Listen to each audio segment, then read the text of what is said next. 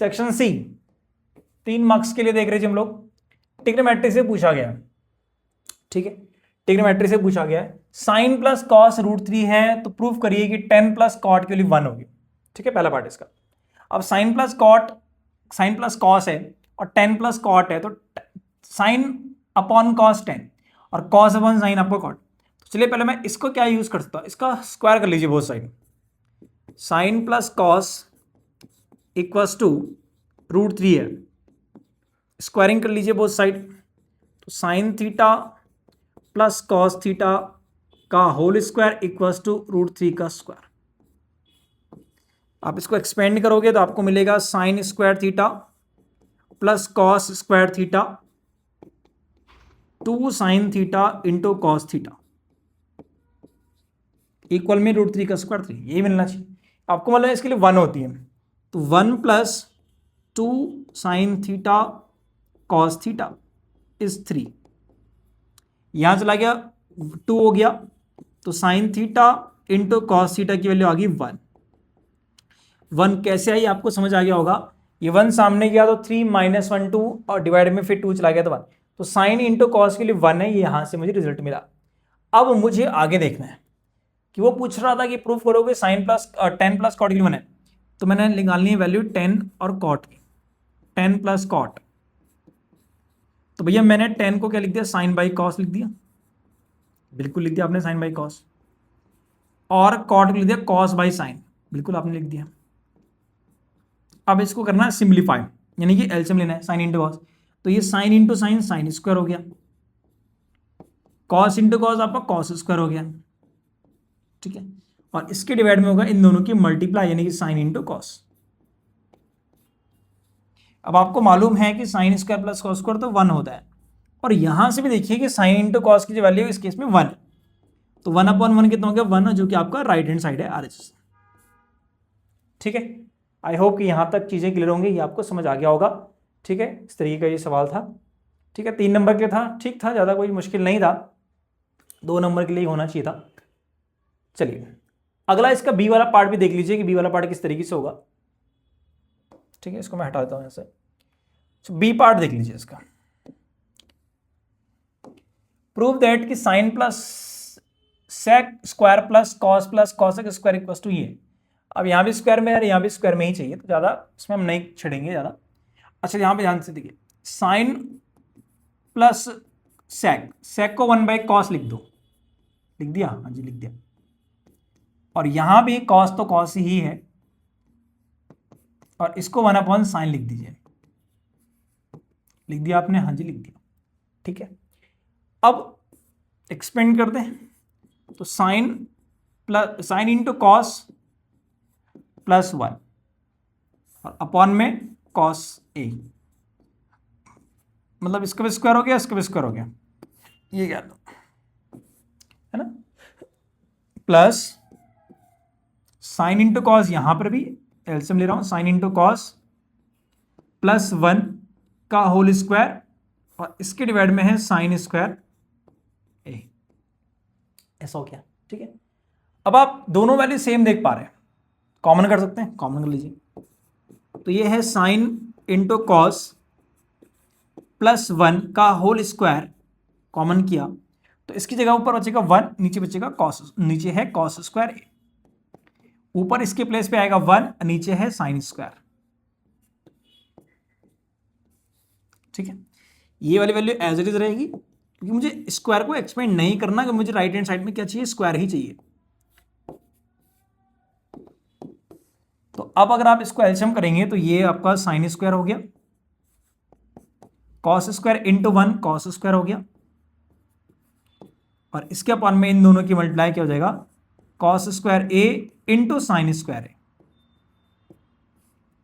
अब आपको मालूम है कि वैल्यू 1 है, ये है साइन इंटू कॉस प्लस 1 का होल स्क्वायर, ऊपर 1 है, नीचे डिनोमिनेटर में है इसके क्या, साइन इंटू कॉस का होल स्क्वायर, मतलब साइन का भी स्क्वायर है और कॉस का भी स्क्वायर है, तो साइन इंटू कॉस का मैं होल स्क्वायर कह दूं इसको, क्योंकि मल्टीप्लाई में है। अब दोनों में स्क्वायर है तो मैंने पूरे का होल स्क्वायर इसको कह दिया।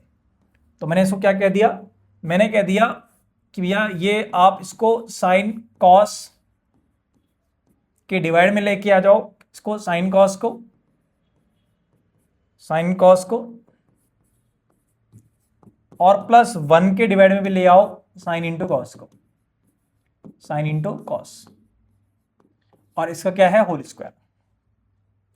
क्या ये बात समझ आ गया? समझ आ गया। अब आपने देख लिया तो ये तो कैंसिल हो जाएगा 1 टाइम, तो ये तो 1 हो गया। अब 1 अपॉन साइन जो है वो है कॉसेक, और जो 1 अपॉन कॉस है वो है सेक, और इसका है होल स्क्वायर, और यही आपका है RHS। ध्यान से देखना। आई होप कि आपने ऐसे ही कुछ अप्रोच लगाई होगी। अगर आपने कुछ और लगाया है तो आप कमेंट में बता सकते हैं कि भैया हमने इसको अलग तरीके से किया है, डिफरेंट तरीके से किया है। ठीक है, तो ठीक है, 3 मार्क्स के लिए ज़्यादा मुश्किल जो है इस बार नहीं था ये। ठीक है, पहला पार्ट करते तो वो ज़्यादा और आसान था। 27 वाला क्वेश्चन आपके पास है, इन द गिवन फिगर कि जो कॉर्ड ए बी है वो सबटेंड कर रहा है, यहां पर एक सी पॉइंट भी है, जो ए बी है वो सबटेंड कर रहा है सेंटर पे 120 डिग्री एट द सेंटर, और रेडियस इसकी कितनी है 7, तो ये आपको 7 दे रखी है, 7 पहला पूछा गया कि perimeter of the major sector क्या होगा, इसका पेरीमीटर पूछा गया आपसे। क्या पूछा गया? Perimeter, O A C B का पेरीमीटर पूछा गया। आपको मालूम है कि जो पेरीमीटर है वो होती है ये प्लस ये और प्लस ये तीनों वैल्यूज आपसे पूछी गई है। एक सेकंड इसको दोबारा करना पड़ेगा। सी फिर यहां होगा ना, मेजर सेक्टर बोल रहा उसने।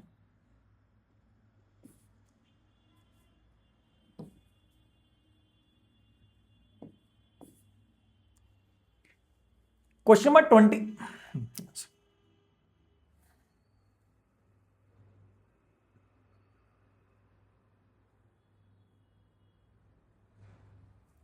क्वेश्चन नंबर 27 आपके सामने है कि in the given figure chord A B subtends an angle 120 degree at the centre with radius 7, तो ये है आपकी 7 सेंटीमीटर।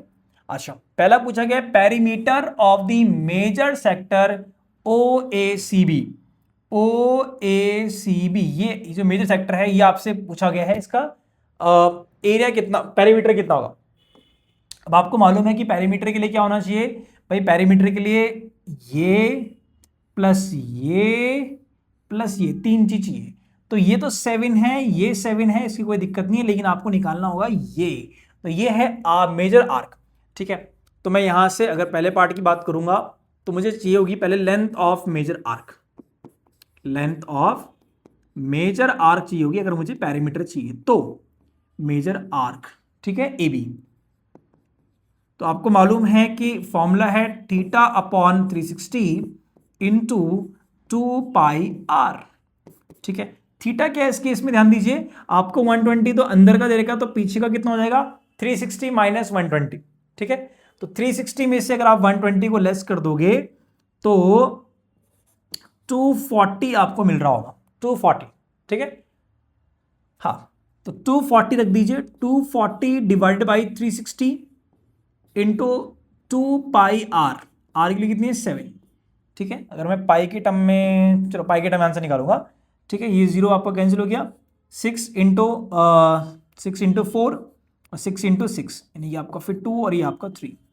ठीक है, तो 428 पाई बाई 3 सेंटीमीटर, तो ये 28 पाई बाई 3 सेंटीमीटर है, प्लस अगर मुझे पेरीमीटर चाहिए तो perimeter of major sector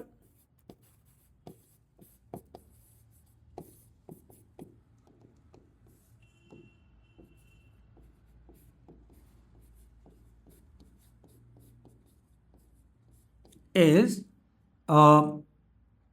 28 pi by 3 plus 7 14, मतलब कौन सा, ये और ये। ठीक है, 14, तो 14 को कॉमन कर लीजिए, 2 पाई बाई 3 प्लस 1, तो ये आ गया आपका 14, और 2 पाई प्लस 6 डिवाइडेड बाई 3, इतने सेंटीमीटर, तो ये आ गया। ठीक है, जैसे बोला नहीं गया कि पॉइंट में रखना है, क्या है कुछ नहीं है, तो पाई के टर्म्स में इसका आंसर निकाला, चाहे आप 22/7 भी आप रख सकते हैं, कोई दिक्कत नहीं।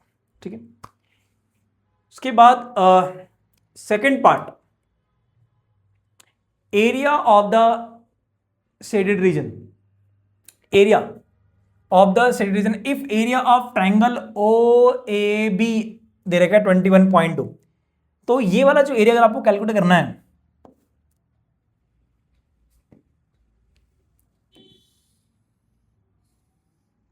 ये एरिया अपने को चाहिए, तो इस एरिया को निकालने के लिए आपको एरिया ऑफ सेक्ट या तो आप सीधा एरिया ऑफ इसका फॉर्म लगा दो सेगमेंट का, या आप बोल सकते हो कि एरिया ऑफ सेक्टर में से माइनस कर दीजिए एरिया ऑफ ट्रायंगल को, तो मुझे एरिया ऑफ शेडेड पोर्शन मिल जाएगा। ठीक है, तो चलिए इसको भी कैलकुलेट करते हैं।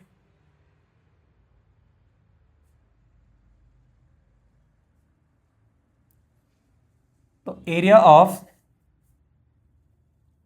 शेडेड पोर्शन, एरिया ऑफ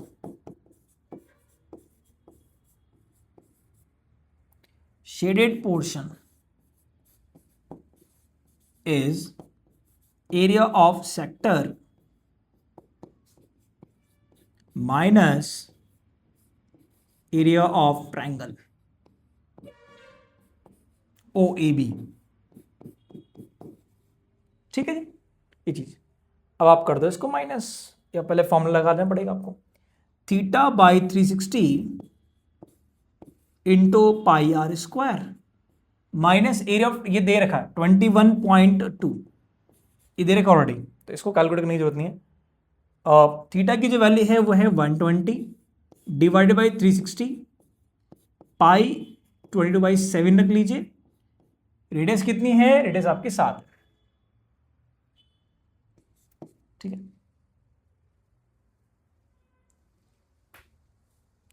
तो यहां पर अगर आप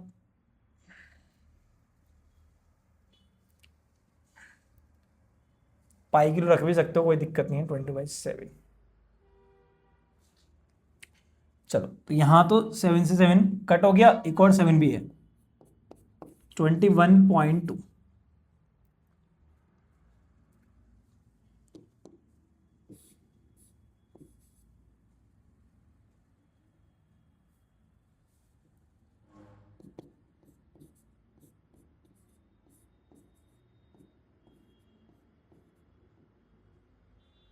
ठीक है, ओके, तो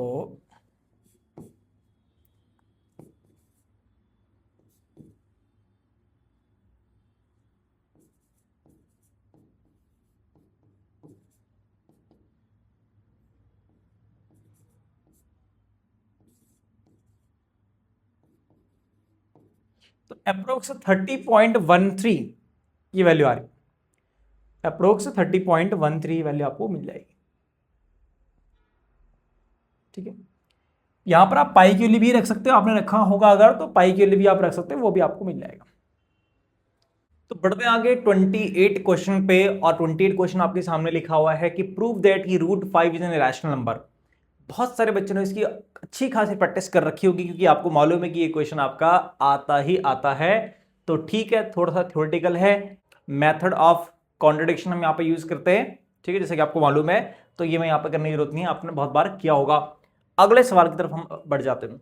अगला सवाल है कि फाइंड 2 कॉन्जिक्यूटिव नेगेटिव इंटीजर्स। समझना, यहाँ पे फोकस करना है, आपसे पूछा गया है negative integers sum of whose squares is 481। ठीक है, क्वालिटी का सवाल है, चलिए सॉल्व करते हैं।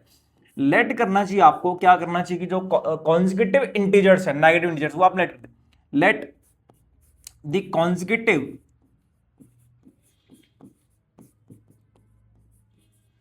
Negative integer negative integers are x, और दूसरा आपने लिया x+1, क्योंकि कॉन्जिक्यूटिव है ना, तो x एंड x+1 आपने लिया जो नेगेटिव इंटीजर्स है। x यहां पर नेगेटिव और x+1 भी नेगेटिव है। तो क्या होगा नेक्स्ट, कंडीशन है सम ऑफ हुज स्क्वायर, बस इनका सम करना है, स्क्वायर का सम करना है। तो x का स्क्वायर और x+1 का स्क्वायर, क्वेश्चन अकॉर्डिंग ये sum of whose squares is 481, quadratic form होगी, सॉल्व हो जाएगा। तो चलिए एक्सपेंड करते हैं x प्लस 1 के होल स्क्वायर को, x square plus 2x plus 1 है ना, और इक्वल में है 481। इसको यहाँ x और x square 2x square plus 2x और ये इधर आएगा तो माइनस 480 हो जाएगा। ठीक है, 481 माइनस 1 हो गया। अच्छा 2 कॉमन कर सकते हैं, जी हाँ कॉमन कर लीजिए। तो x square minus x plus x minus 240 is 0, 2 चला जाएगा डिवाइड में, तो x square plus x minus 240 is equal to 0। Splitting the middle term, 240 को ब्रेक करना है कि माइनस करके 1 आ जाए, यानी कि दोनों नंबर क्या होने चाहिए, कॉन्जिक्यूटिव होने चाहिए। तो आप इसको ब्रेक करोगे, 240 को ब्रेक करोगे भाई कि मल्टीप्लाई करके 240 आना चाहिए लेकिन माइनस करके 1 आना चाहिए। तो आपने पहले इसको 2 से डिवाइड किया, 1 2 0, फिर 2 से क्या 60, फिर 2 से कर रहा हूं 30, ठीक है, फिर 2 से करूंगा तो आएगा 15। अच्छा अब ये देखो 2 2 जा 4 2 जा 8 2 जा 16 और ये है 15, तो 16 और 15 कॉन्जिक्यूटिव नंबर्स है। तो यही मेरे पास है जिनको मैं ढूंढ रहा हूं, 16x minus 15x minus 240 is equal to 0। ठीक है, तो बस आप यहां से x को कॉमन कर लीजिए, x प्लस 16 माइनस 15 को कॉमन करिए तो x plus 16 is equal to 0। और अगर आप यहां से कॉमन करोगे x प्लस 16 को तो एक फैक्टर मिलेगा x प्लस 16 और x minus 15, x minus 15 1 by 1 अगर 0 के इक्वल रखोगे तो x की वैल्यू हो जाएगी माइनस 16 और यहां से तो आएगी 15। लेकिन यहां पे समझना कि x क्या है, x हमने लेट करा हुआ है नेगेटिव इंटीजर, तो इसमें से नेगेटिव इंटीजर कौन सा है, माइनस 16 है, ऑब्वियस सी बात है। तो इसका मतलब ये हुआ सो negative integers are consecutive negative integers are, so numbers are कौन कौन है, x, एक x है और एक आपका x प्लस 1 है, तो x यानी कि 16 है और दूसरा क्या है x प्लस 1 यानी कि minus 16 plus 1 that means minus 15। ठीक है, तो ये आपका आंसर हो जाएगा। आई होप कि एग्जाम में भी आपने इस तरीके से सवाल इसको अटेम्प्ट किया होगा, इजी था, कोई ज्यादा मुश्किल काम नहीं है। आगे बढ़ जाते हैं, कोऑर्डिनेट ज्योमेट्री का सवाल है कि एक पॉइंट है P x, 7, इसका कोऑर्डिनेट है, divides a line segment joining the point A and B, तो इसको किसी रेशियो में डिवाइड कर रहा है in a certain ratio, find the ratio and hence find the value of x। दो चीज आपको निकालनी है, रेशियो फाइंड करना है और फिर x भी निकालना है।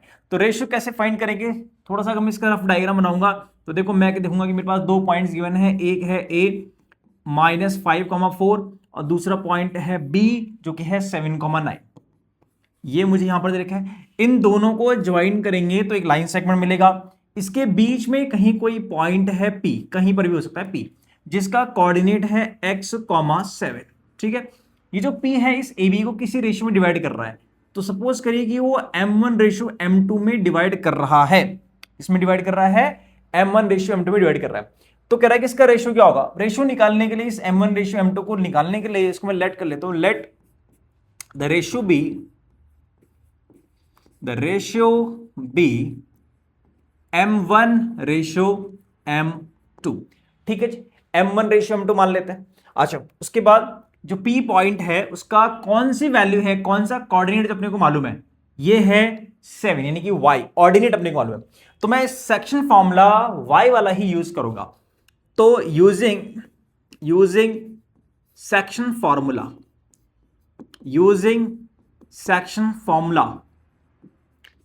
तो भाई क्या मिलेगा सेक्शन फॉर्मूला से, y is equal to M1 into Y2 plus M2 into Y1 divided by M1 plus M2। ठीक है, सभी को ये फॉर्मूला अच्छे से याद होगा, सेक्शन फॉर्मूला इंपॉर्टेंट है, आपने यूज भी करा होगा।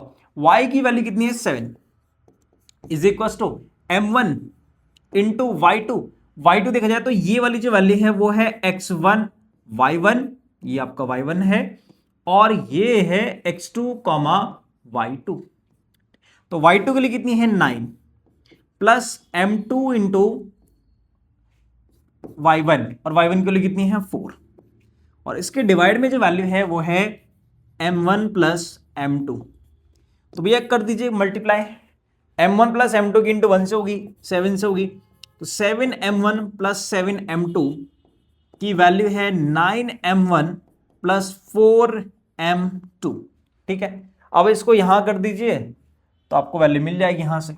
m1 को एक तरफ कर दीजिए, m2 की तरफ, m1 को यहां करोगे तो 7 माइनस 9, सीधे मैं -2 कर दूं, तो -2m1 is equal to m2 को वहां भेजिए, 4 माइनस 7 -3m2, माइनस से माइनस कट, रेशियो निकालना है m1 रेशियो m2, m2 यहां डिवाइड में आएगा, सामने 3 है, ये 2 चला जाएगा डिवाइड में, तो भैया रेशियो क्या हो गया, सो m1 रेशियो m2 इज 3:2, 3:2। तो ये आपका पहले पार्ट का आंसर यहां पर से आ जाएगा। ठीक है, पहला पार्ट जो पूछा गया फाइंड द रेशियो, रेशियो का आंसर आ चुका है। फिर find the value of x, अब आपको ये एक्स भी निकालना है। अब वो एक्स आपको मालूम है कि वो एक्स सेक्शन फॉर्मूला में जो एक्स होता है उसको यूज करके निकालना पड़ेगा। ठीक है, तो चलिए हम लोग सेकंड पार्ट के लिए द वैल्यू ऑफ एक्स के लिए यूज कर रहे हैं यहां पे formula, again using section formula, x equals to m1 into x2 plus m1 into x m2 into x1, m2 x1 divided by m1 plus m2। ठीक है, ये बात हो गई। x तो इसका x ही है p पॉइंट का, m1 की वैल्यू कितनी आई है, m1 की वैल्यू आई है 3, तो 3 इंटू x2, x2 की वैल्यू कितनी है, x2 की वैल्यू है 7, प्लस m2 की वैल्यू है 2 एंड x1 की वैल्यू है यहां से -5, और इसके डिवाइड में है m1 प्लस m2 यानी कि 3 प्लस 2, 21 माइनस 10 डिवाइड बाई 5, ये कितना हो गया आपका, क्योंकि आपका 11 डिवाइड बाई 5। ठीक है, 11 डिवाइड बाई 5, तो x के लिए कितनी आ गई, 11 डिवाइड बाई 5। ठीक है, यहां तक बात क्लियर हो गई है, जी हाँ क्लियर हो गई है बात, कोई दिक्कत नहीं है। आई होप कि आपका भी यही आंसर आया होगा, ये मैं उम्मीद करता हूं। Two tangents PA and PB are drawn to a circle with centre O, तो ये है आपका centre O, from an external point P, इस P पॉइंट से टेंजेंट ड्रॉ करा, यहां पे एक है A और एक है B, तो PA and PB are tangents, और प्रूव करना है कि एंगल APB, AP और B, ये जो पूरा एंगल होगा APB वो ट्वाइस है OAB के, O और A को ज्वाइन कर लीजिए, तो एंगल OA एंड B, और A और B को भी ज्वाइन कर लीजिए, तो यहां पर जो एंगल बन रहा है इसका ट्वाइस है, ये अपने को बताना है। ठीक है, एनसीईआरटी का एग्जाम्पल है, एनसीईआरटी का एग्जाम्पल है, आपने कई बार अटेम्प्ट भी किया होगा। चलिए समझते हैं इसको कैसे सॉल्व होने वाला है, कैसे इसकी अप्रोच हमें रखनी चाहिए, क्योंकि आपको इन दोनों एंगल्स में ही रिलेशन निकालना है। तो इसको हम स्टार्ट करते हैं यहां से कि ये जो एंगल है वो x है, तो मैंने यहां पर लेट कर दिया कि जो एंगल OAB है, एंगल OAB वो आपका x, उसको मैंने x मान लिया। ठीक है, ताकि बार बार आपको एंगल OAB ना लिखना पड़े, x लिख दिया। अच्छा, पहले आप इसमें आ जाओ, इन ट्रायंगल OAB में आ जाओ। ठीक है, इन ट्रायंगल किसमें आओ, इन ट्रायंगल AOB में आ जाओ। ठीक है, OAB में आ जाओ। आपको जैसे कि मालूम है कि जो OA है और जो OB है वो बराबर है, क्यों, क्योंकि वो रेडियस है ना, वो रेडियस है, रेडियाई है, वो एक ही सर्कल की, तो बराबर होगा। और अगर किसी ट्रायंगल में दो साइड्स इक्वल होती है तो उसको हम कहते हैं आइसोसेलेस ट्रायंगल, और उसकी प्रॉपर्टी क्या है कि जो एंगल्स इक्वल है उनके सामने, जो साइड्स इक्वल है उनके सामने वाले एंगल्स भी इक्वल होंगे। तो यानी कि मैं ये कह दूं कि इस OB के सामने जो एंगल x है और जो AO के सामने जो एंगल यहां पर B है वो भी x होना चाहिए, बिल्कुल होना चाहिए। तो इट इंप्लाइज कि एंगल OA के सामने कौन सा है, OBA, तो एंगल OBA इक्वल होना चाहिए एंगल OAB के, और जो की वैल्यू x है, ये दोनों बराबर है। और अगर ये दोनों बराबर है तो मुझे निकालना है बीच का एंगल है, यानी कि कौन सा, ये एंगल जो O है सेंटर में बनने वाला वो निकालना है। तो angle OAB plus angle O B A plus angle A O B, यानी कि तीनों ही एंगल का सम मैंने कितना बता दिया, 180 डिग्री एंगल सम प्रॉपर्टी से, कि भाई ये तीनों जो एंगल्स है ओ ए बी, यानी कि यहां पर ए कह दो, इसको बी कह दो, इसको ओ कह दो, कि तीनों एंगल का जो सम है वो क्या है, 180 है। जिसमें से जो ये दो एंगल्स है ओ ए बी और ओ बी ए, दोनों के दोनों तो बराबर है, वो तो एक्स एंड एक्स है ना, तो ये एक्स और ये भी एक्स है, और ये बचा क्या आपका ओ A B, A O B, वो है 180 डिग्री। तो यहां से एंगल ए ओ बी की जो वैल्यू आपको मिल रही है वो मिल रही है 180 माइनस 2x। कितनी मिल रही है, 180 माइनस 2x। ठीक है जी, यहां पर आपने सेंटर का एंगल निकाल दिया। अब नेक्स्ट हम बढ़ेंगे आगे कि मुझे रिलेशन तो निकालना है एंगल ये x और इसमें, तो अब हमारे पास यहां पर जो आपको क्वाड्रिलेटरल नजर आ रहा है ए पी बी ओ, है ना, तो वहां से मैं क्या निकालूंगा, एंगल P देखूंगा, या इसमें रिलेशन आपको डायरेक्टली मिल जाएगा। ठीक है, एज वी नो क्या, कि जो सेंटर पे बनने वाला एंगल है और एंगल बिटवीन टेंजेंट्स है, उन दोनों का सम 180 डिग्री होगा। कैसे होगा ये बात आप समझते होंगे अच्छे से, क्योंकि ये जो पूरा क्वाड्रिलेटरल है PAOB है, वो इसमें चारों एंगल का सम होगा 360, जिसमें से एंगल जो A है वो आपको मालूम है कि हमेशा परपेंडिकुलर होता है, क्योंकि रेडियस है तो टेंजेंट के साथ में ऑलवेज राइट एंगल। यहां पर भी तो ये दो एंगल तो 90 है, 90 प्लस 90 180, तो ये हो गया, बचा रेस्ट 180, तो इन दोनों का सम ही तो 180 होगा। तो एज वी नो कि एंगल जो P है और एंगल जो O है, उन दोनों का सम 180 होता है। ठीक है, तो अगर आप यहां पर एंगल O की बात करें कि AOB और एंगल O की बात है, तो यहां पर से एंगल जो P है और यहां पर जो एंगल ये है, इसको आपने रख दिया 180 माइनस 2x, और इक्वल में क्या वैल्यू है, 180 डिग्री। तो अगर आप देखोगे तो ये इससे कैंसिल हो गया। एंगल P की जो वैल्यू है, एंगल P का मतलब है एंगल APB से। ठीक है, एंगल जो P है वो APB से, उसका मतलब है, और वो किसके बराबर होगा, 2 इंटू एक्स के बराबर हो गया, माइनस 2x सामने गया, प्लस 2x हो गया। और जो x है वो एंगल था क्या, वो एंगल था आपका OAB, OAB, और यही हमें प्रूव भी करना था, तो हमने इसको प्रूव कर दिया कुछ इस तरीके से। ठीक है, बस दो प्रॉपर्टी हमने यहां पे लगाई है। पहला कि एक ट्रायंगल में जब दो साइड्स इक्वल होंगी तो वो एक आइसोसेलेस ट्रायंगल होगा, और उसमें जो इक्वल साइड्स है उनके अपोजिट एंगल्स बराबर होंगे। दूसरा हमने ये लगाया कि भैया जो टेंजेंट्स के अंदर एंगल बिटवीन टेंजेंट्स और angle at centre are supplementary angles, तो इन दोनों की हेल्प से ये क्वेश्चन सॉल्व हो गया। ठीक है, आई होप कि आपको समझ आया होगा। तो हम बढ़ते हैं अगले सवाल की तरफ। अगला सवाल इसी का और में आपसे सेम सर्कल से ही पूछा गया है। ठीक है, कि in the given figure PA is a tangent to a circle with centre O such that OA की वैल्यू 10 सेंटीमीटर है, AB 8 है और AB परपेंडिकुलर टू OB है, find the length of PB। तो डायग्राम में आपको सब कुछ क्लियर होगा, तो डायग्राम को यहां पर देख लीजिए।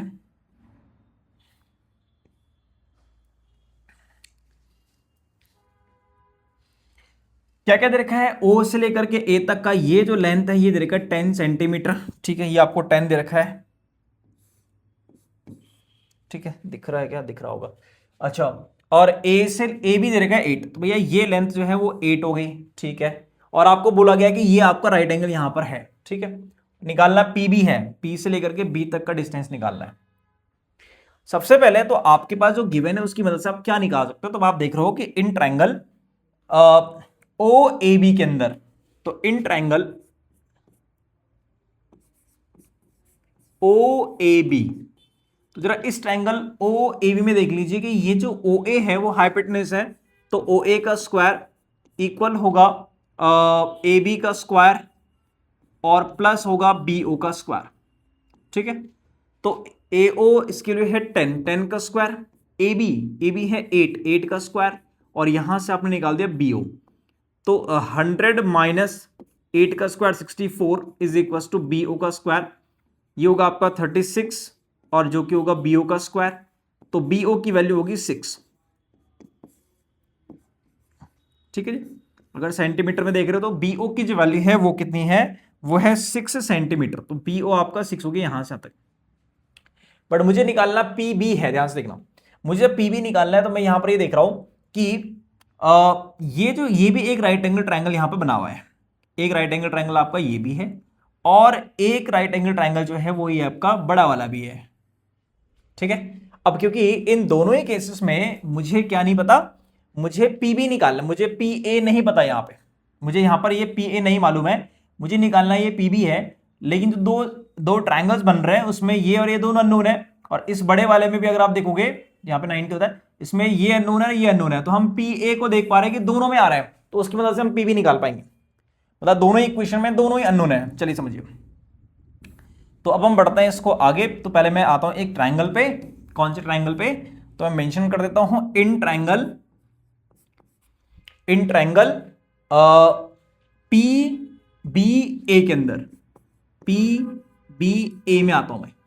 तो पी बी ए ट्राइंगल पे ये पी ए जो है वो है हाइपोटेन्यूस, 90 के सामने ना हाइपोटेन्यूस, पर हाइपोटेन्यूस का स्क्वायर इक्वल्स टू बेस यानी कि पी बी का स्क्वायर और प्लस परपेंडिकुलर यानी कि ए बी का स्क्वायर।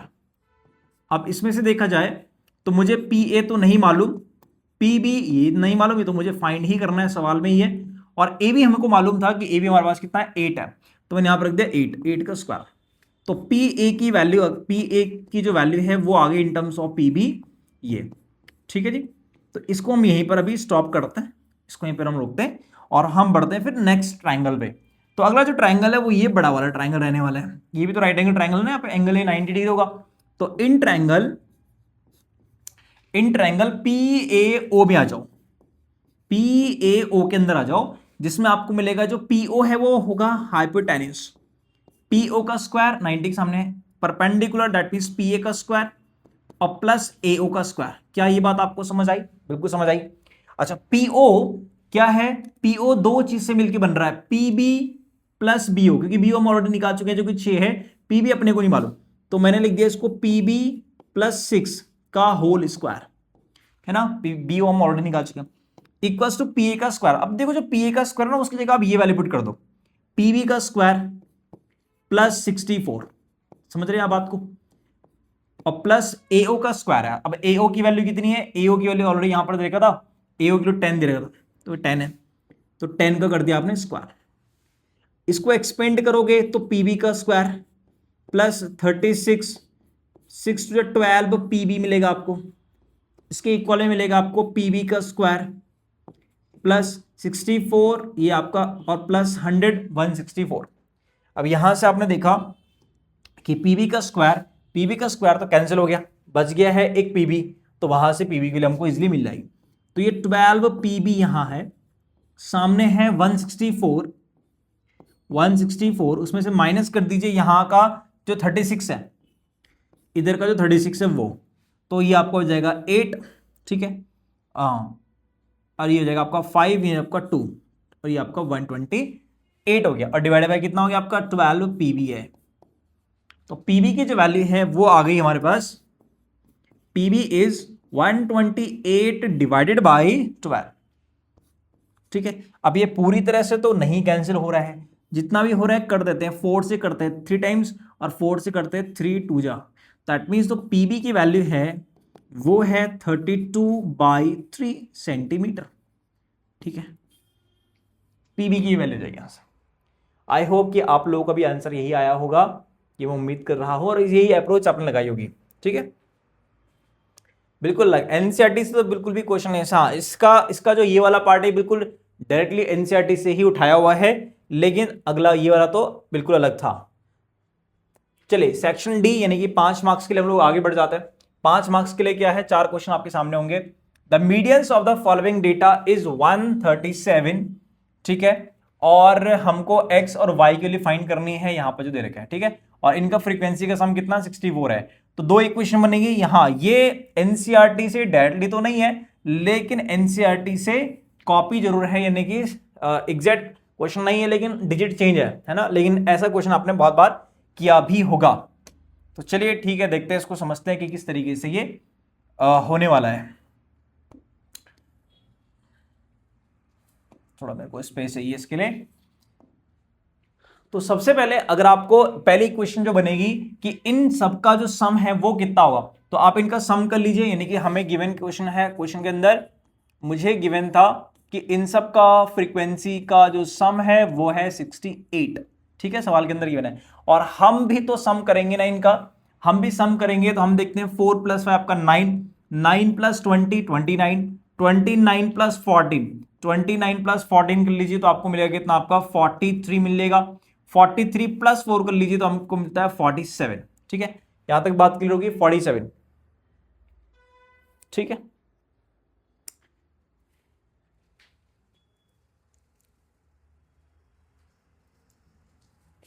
तो मेरे पास वैल्यू है 47 प्लस और ये वैल्यू है x एंड y, तो x + y = 68। ठीक है, 68। तो x + y की वैल्यू मुझे मिल रही है यहां से 68 - 47, तो आपने ये क्या होगा, तो 21 आपको ये मिला होगा। तो ये हमारी पहली इक्वेशन हमारे पास मिल रही है। दूसरा, अब आपको क्या तरीके इसका मीडियन दे रखा है, तो आपको मीडियन का फॉर्मूला यूज करना चाहिए। तो आप मुझे बताइए कि मीडियन का क्या फॉर्मूला होना चाहिए। तो मीडियन का फॉर्मूला होना चाहिए L + n/2 - CF cumulative frequency divide by frequency और इनटू H या फिर I, है ना, जो भी आप यूज करना चाहो वो। तो ये आपके सामने है किसका फॉर्मूला, मीडियन का फॉर्मूला। अब मीडियन के लिए सबसे पहले जो चीज है वो है L। तो L क्या होता है, मीडियन हमारे पास गिवन है 137, तो आप मीडियन की जगह पे 137 रख देंगे इक्वल्स टू L। L क्या है, तो अब ये चेक करें कि जो 137 है वो कहां पर है, इस क्लास इंटरवल में वो कहां पर है 137। तो 125 के बाद आएगा और 145 के बीच में है, 125 to 145 के बीच में है। दैट मींस ये हमारी क्या है, मीडियन क्लास हो गई। और उस मीडियन क्लास का जो ये 125 है वो लोअर लिमिट है, यानी कि वो L की वैल्यू है, प्लस n/2। तो n यानी कि सिग्मा f, इसी को आप कैपिटल N भी कहते हो ना। तो 68/2 करोगे तो मिलेगा 34 माइनस CF। CF क्या होता है कि जो मीडियन क्लास है उससे ऊपर वाली जो क्लास है उसकी क्यूमुलेटिव फ्रीक्वेंसी हो, CF निकालना पड़ेगा ना आपको पहले इसमें, तो CF भी निकालना पड़ेगा आपको। CF फ्रीक्वेंसी, तो 4 + 5 9, तो 9 + x, फिर आपका 29 + x, फिर आपका 43 + x, 43 + x + y, 47 + x + y। तो ये हमने निकाल दिया है क्यूमुलेटिव फ्रीक्वेंसी। इसमें से जो ये चेक करो कि जो आपके मीडियम क्लास है उससे ऊपर वाला है ना, ऑर्डर देखो, तो इससे पहले वाला जो है 9 + x आपका CF है, तो ये है आपका 9 + x, राइट।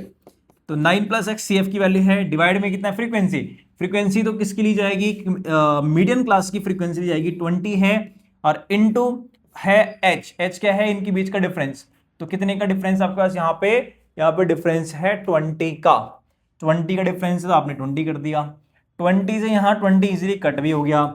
इसको यहां भी दीजिए 137 - 125 इज इक्वल टू 34 - 9 - x। ठीक है, तो इसको माइनस करोगे तो कितना मिलेगा, कितना मिलेगा, 12 मिलेगा, बिल्कुल 12 मिलेगा। और इक्वल में वैल्यू कितनी है, 34 - 9 कर लीजिए, 25 मिलेगा -x। तो माइनस यहां भेज दो, -x को यहां भेज दीजिए, 12 को वहां भेज दीजिए। तो x की जो वैल्यू है वो हमको मिल गई कितना, 25 - 12, दैट मींस 13। तो x की आ गई 13, और y कितना होगा, x + y अगर आपका 21 है, x + y 21 है, x की वैल्यू है 13, तो ये आपने माइनस कर दिया, आपका 7 + 1 आपका 8, तो y की वैल्यू होगी 8। सो या hence x = 13 and y = 8। I hope किसी तरीके से आपने सवाल को अटेम्प्ट किया होगा। ठीक है, यहां तक 5 नंबर के लिए है। ठीक है, तो बढ़ते हैं आगे। अगला सवाल इसी का और पार्ट में है, कह रहा है कि मीन और मोड को फाइंड करना है, मीन एंड मोड। तो भैया बहुत आराम से करेंगे इसको। अगर आप मोड की देखो तो मोड के लिए कुछ कैलकुलेट करना ही नहीं है। मीन के लिए आप देख लीजिए, तो मीन के लिए सबसे पहले आपने निकाली होगी इसकी मिड वैल्यू। ठीक है, तो मुझे यहां से निकालनी चाहिए इसकी मिड वैल्यू। जिसको हम लोग x बोलेंगे। तो जरा मिड वैल्यू को कैलकुलेट करेंगे, 0 एंड 10 के बीच की मिड वैल्यू 5, 10 और 20 के बीच की वैल्यू 15, यहाँ पे 25, यहाँ पर आपका 35, 45, 55 एंड 65। ठीक है जी। अच्छा, अब आप क्या करने वाले हो, आपको अब मालूम है कि आगे मुझे क्या करना चाहिए। अगर मैं मीन निकाल रहा हूं तो मुझे, अगर मैं डायरेक्ट मेथड यहां पे लगाता हूं क्योंकि नंबर ज्यादा बड़े नहीं है, या आप शॉर्टकट भी लगा सकते हो, कुछ भी आप लगा सकते हो। तो ये इन दोनों की 5 3 जा 15 हो गया, 15 इंटू 6 आपका 90 हो गया, 25 इंटू 11 हो गया आपका कितना 250, और प्लस 25 275 हो गया। ठीक है, फिर 35 इंटू 10 कर लीजिए 350 हो गया, 45 इंटू 13 कर लीजिए, 45 इंटू 13 इंटू 5 65, ठीक है 6, 13 इंटू 4 52, 52 प्लस 6 करेंगे तो 58 हो जाएगा ये। अच्छा 55 इंटू 3 165, ठीक है 65 इंटू 4 कर लीजिए, 65 का डबल 130, 130 का डबल 260, तो ये वैल्यू आ गई। ठीक है, छोटी सी मल्टीप्लीकेशन है बस।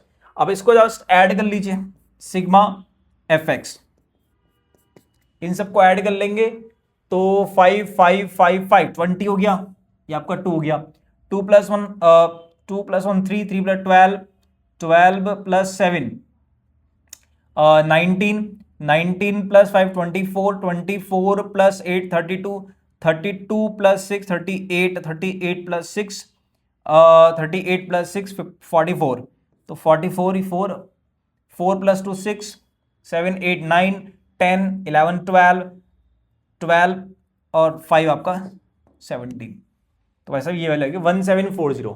तो मीन क्या हो गया, तो मीन हो गया आपका है sigma F x divided by sigma F. ठीक है, तो इन सब फ्रीक्वेंसीज को भी आपको ऐड करना चाहिए सिग्मा एफ कैलकुलेट करने के लिए। तो 6 और ये हो गया आपको कितना, ठीक है 6 3 9 20 30 43 43 और 43 46 50। ओके, तो इन सब का सम आ रहा है 50। तो 1740 डिवाइडेड बाई 50, 0 0 कट 5 से करेंगे, 5 5 5 5 15 है ना, 45, ठीक है 17, ये 14 24 एंड 5 5 5 5 4 जा 20 बचेगा 4 5 8 जा 34.8 जो है ये इसका मीन आ रहा है। फिर इसकी मोड कैसे कैलकुलेट करें भाई, मोड तो भैया फॉर्मूला है मोड के लिए, mode equals to L plus F1 minus F0 divided by twice of F1 minus F0 minus F2 into H। ठीक है, ये हमारे सामने है किसका फॉर्मूला, मोड का फॉर्मूला, इसको यूज करेंगे और आंसर हमारे सामने होगा। तो इसमें देखिए कि L है क्या, तो जो भी फ्रीक्वेंसी सबसे हाई है, जैसे कि मुझे यहाँ पर सबसे ज्यादा फ्रीक्वेंसी क्या दिखाई दे रही है 3 6 11 10 13 3 4 में 13 मुझे सबसे बड़ा नंबर दिखाई दे रहा है, तो ये हमारा होता है L। ये हमारा हो गया 40 जो है वो L हो गया, प्लस 13 जो है वो हो गया F1 माइनस F0, इससे पहले वाली वैल्यू 10, इसके डिवाइड में ट्वाइस ऑफ 13 माइनस 10 और फिर माइनस F2, F2 होगा इसके बॉटम वाली वैल्यू 3 और इनटू H, H के लिए क्या होगी, इसके बीच में डिफरेंस कितने कितने का है 10 10 का डिफरेंस है, तो 10 ही आ गया।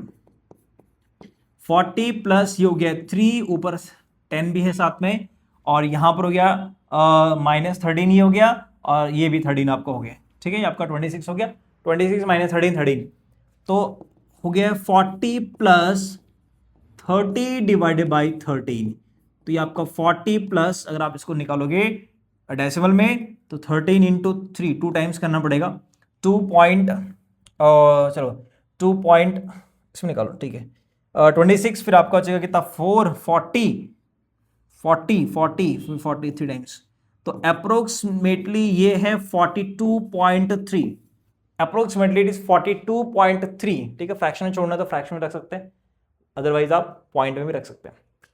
तो मोड आ गया 42.3 और मीन आ गया है 34.8। आई होप कि आपने इस तरीके से अटेम्प्ट किया होगा। अगले सवाल की तरफ बढ़ते हैं आगे।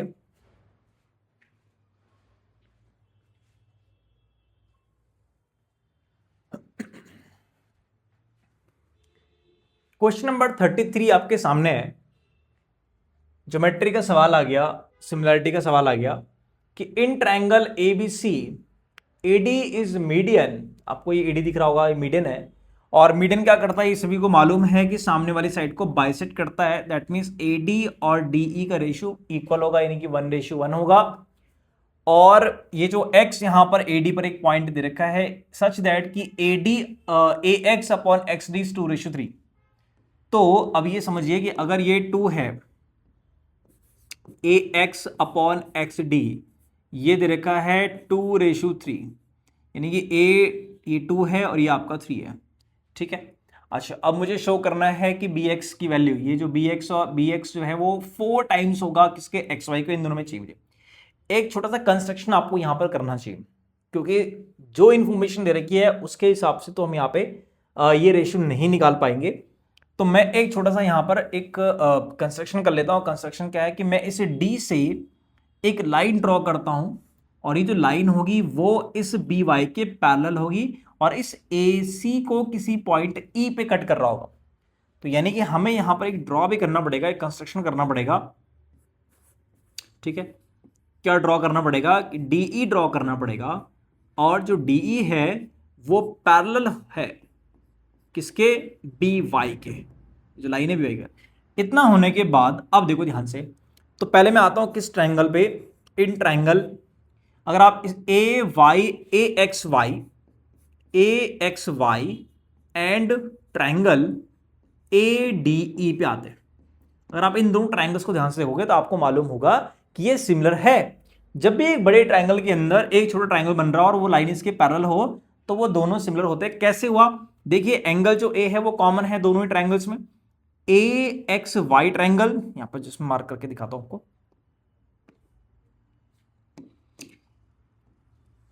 ADE, एक तो ये ट्रायंगल हो गया बड़ा, और एक यहां पर ये वाला ट्रायंगल है। अब ये दोनों लाइन तो आपस में पैरेलल है, तो ये छोटा ट्रायंगल का जो एंगल ए है और बड़े ट्रायंगल का जो एंगल ए है वो कॉमन है। दूसरा, यहां पर जो एंगल और यहां पर जो एंगल है वो तो क्रॉसपॉन्डिंग एंगल होगा, बिल्कुल क्रॉसपॉन्डिंग एंगल होगा।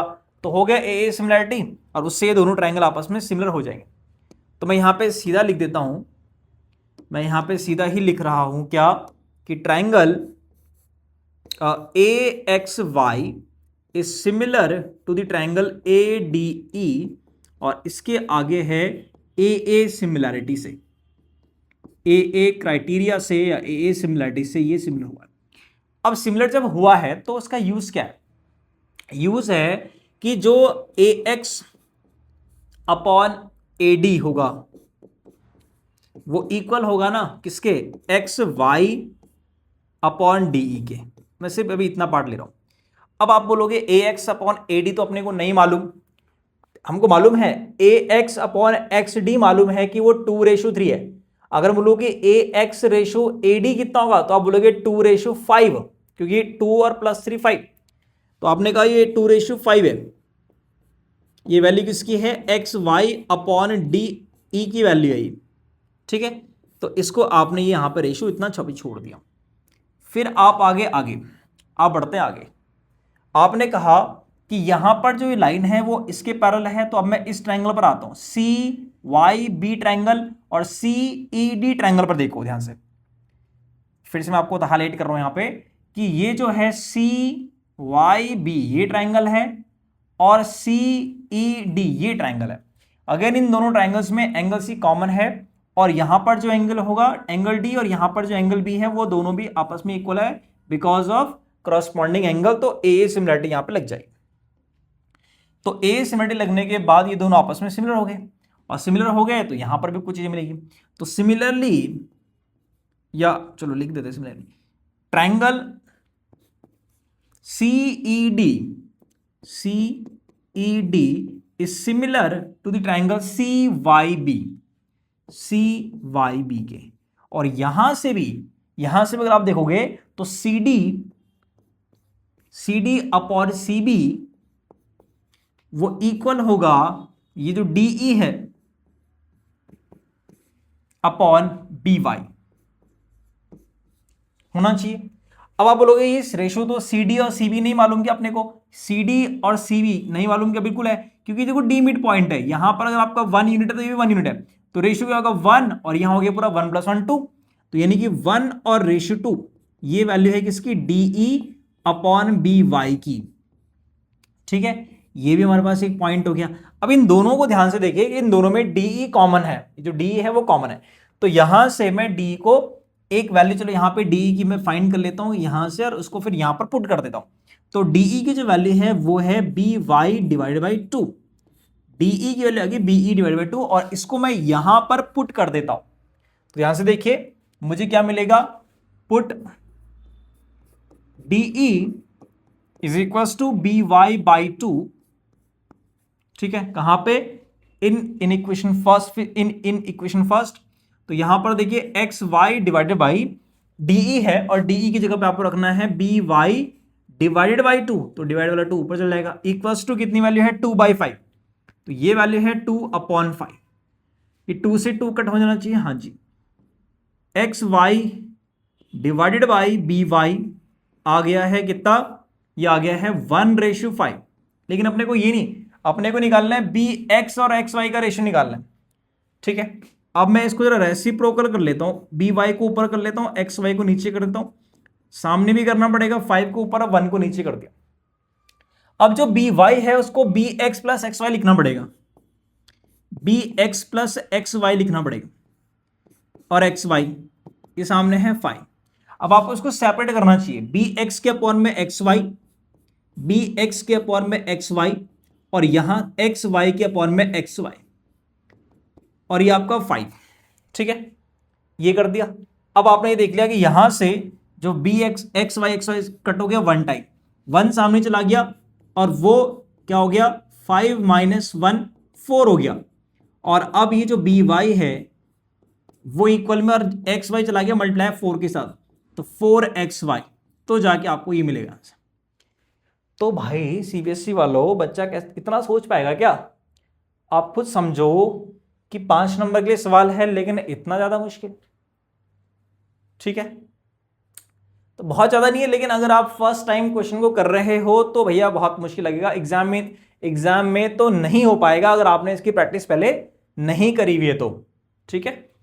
इसीलिए कॉम्पिटेंसी वाले क्वेश्चंस हो, चाहे RD शर्मा के क्वेश्चंस हो, RS के हो, आपको साइड बुक करनी है, बहुत इंपॉर्टेंट है, बहुत इफेक्टिव डालेगा।